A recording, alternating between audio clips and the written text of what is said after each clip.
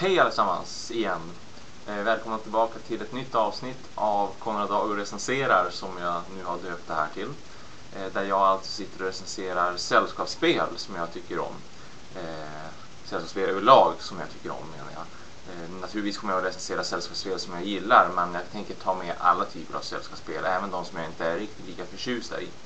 Idag blir dock inte så fallet, utan jag kommer att prata om ett sällskapsspel som jag tycker om väldigt mycket.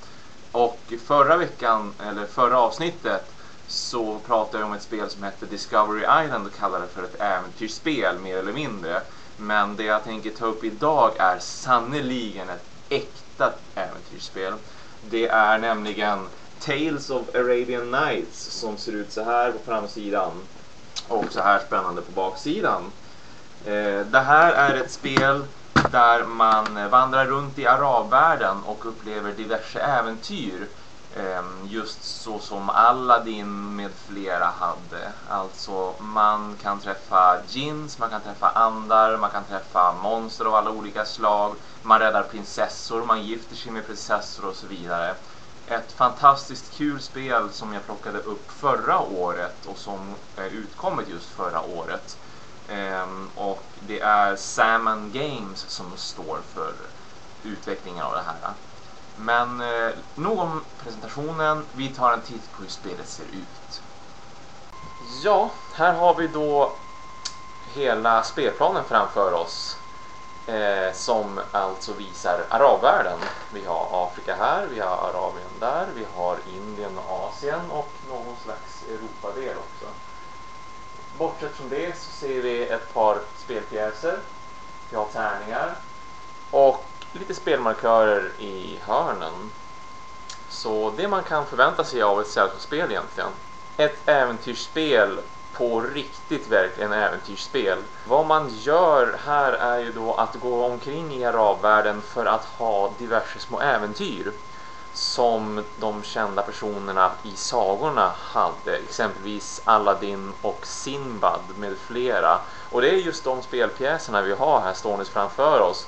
Här bak har vi just Aladdin ståendes. Vi har Alibaba här och en kvinna som heter Zumurud eller någonting sådant. Jag kan inte ens uttala det namnet. Jag har faktiskt inte hört talas om vem hon är sedan tidigare, till skillnad från Aladdin och Alibaba. Det finns fler sådana spelare också. Man kan ju vara upp till 6 stycken, så det här är bara 3 av pjäserna. Men vill man utbilda sig själv så står det faktiskt i regelboken vad alla karaktärer för bakgrundshistoria. Men nog om det. Det här är som sagt ditt eget äventyr i Arabvärlden. Så vad de här figurerna har haft för typer av äventyr tidigare spelar ingen roll, utan nu är det din egen historia som ska skrivas i den här världen. Det innefattar allt från att möta andar till att upptäcka stora skatter till talande djur och allt möjligt verkligen. Allting finns i den här jättetjocka boken som heter Book of Tales. Och som ni ser finns det hur många sidor som helst i den här. Vi ska strax gå in på vad den handlar om. Men först och främst hur man spelar spelet. Och vad det går ut på, vilket hänger ihop. För det är så här, vad spelet verkligen går ut på, bortsett från att uppleva små äventyr, det är att man samlar poäng. Det finns 2 typer av poäng. Det är Destiny Points och Story Points. Och det finns en liten mätare för vardera. På kanterna, som vi ser här, har vi Story där. Och på den här sidan, där borta i hörnet, så har vi Destiny Points. Man ska försöka uppnå ett totalt värde av 20 poäng. Alltså båda och de här ska uppnå 20 poäng på ett eller annat sätt. Man får själv bestämma hur mycket poäng man ska ha i vardera. Du kan ha alltså kanske ett mål att du ska uppnå 7 Destiny Points och därmed 13 Story Points. 7 plus 13, 20. Så det är det som spelet handlar om. Och poängen får man då under spelets gång genom att ha äventyr i Arabvärlden helt enkelt. Så efter att man har bestämt hur mycket poäng man ska ha, vilket görs i hemlighet med hjälp av små markörer som det står små siffror på, som man lägger då framför sig själv upp och ner så att inte någon annan kan se vad man har tagit för siffror. då är det bara att sätta igång spelet. Man placerar ut lite markörer, som sagt, de här story och destiny points räknarna så att säga, och även markörer på hur rik man är, wealth. Det bestämmer hur långt man får gå. Man har si och så många steg som man får promenera på land, man har si och så många steg som man får promenera på vatten. Och när det är en spelares tur så tar man helt enkelt sin pjäs, man räknar ihop då hur långt man får gå.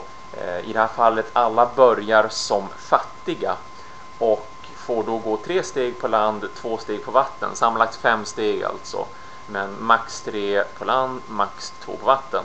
Så om vi säger att Alibaba här skulle springa 3 steg då, 1, 2, 3, hamnar i en stad som heter Shibaz och tar då det första han gör, ett encounter card.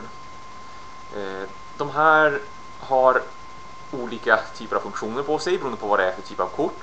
I det här fallet ett stadskort, det betyder att man får behålla det här kortet, och om man kommer till den här staden, i detta fallet Leon, så får man spela det här kortet för att slå en tärning, och så kan det hända allt möjligt kul. Man kan få en skatt, man kan möta en noshörning, man kan få poäng, alltså story points eller destiny points och så vidare. Det kan hända allt möjligt på de här.